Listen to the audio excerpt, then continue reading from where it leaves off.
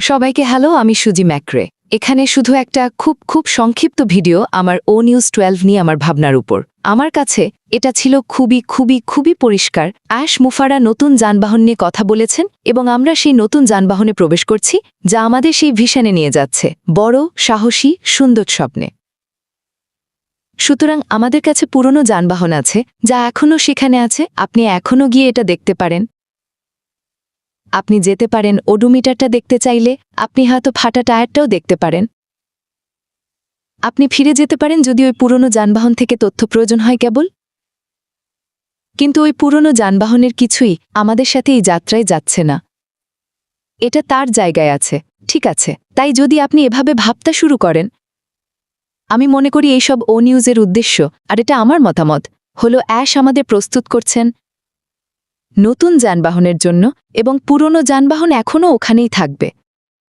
কিন্তু সেটাই তার উদ্দেশ্য। পুরনো জিনিসগুলো আমরা কোনো অংশই সেই পুরনো যানবাহন থেকে আনছি না। এই সব ও নিউজ বারবার পুরনো যানবাহন এক পাশে সরে আছে, এটা সেখানে আছে, চাইলে আপনি গিয়ে দেখতে পারেন, কিন্তু এটা আমাদের সাথে এই যাত্রায় আসছে না। ঠিক আছে, যাই হোক, সবাইকে ভালোবাসি।